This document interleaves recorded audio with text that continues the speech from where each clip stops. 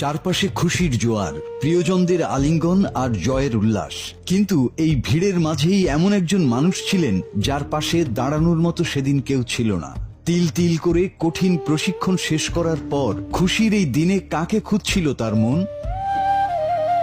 Indonesian আর্মির সৈনিকদের প্রশিক্ষণের সমাপনী অনুষ্ঠান। চারপাশটা ভালোবাসার মানুষে ভরপুর। মা বাবা, ভাই বোন কিংবা জীবনসঙ্গীর ভিড়ে এক জওয়ান দাঁড়িয়ে রইলেন সম্পূর্ণ একা।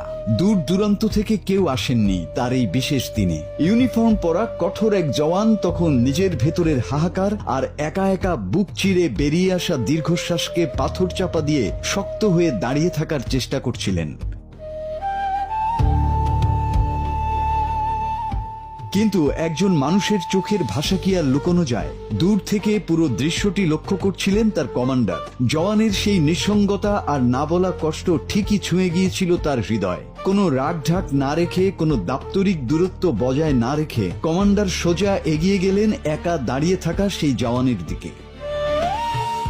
প্রথমে নিজেকে শক্ত রাখার চেষ্টা করেছিলেন এই জওয়ান, কিন্তু নিয়ম কিংবা পদের দেওয়া দেওয়াল ভেঙে যখন কমান্ডার এসে তাকে নিজের বুকে জড়িয়ে ধরলেন, ঠিক তখনই আর নিজেকে ধরে রাখতে পারলেন না তিনি।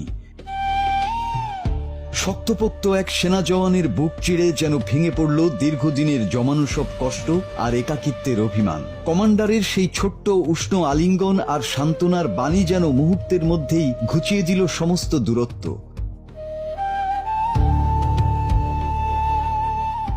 ইউনিফর্মের আড়ালেও যে একজন মানুষ থাকে, যার ভেতরে থাকে কষ্টের সমুদ্র, এই দৃশ্যটি তারই এক জীবন্ত দলিল। তাই তো রক্তের সম্পর্ক না থাকলেও মানবতার এই সুন্দর রূপ আমাদের চোখে জল এনে দেয়।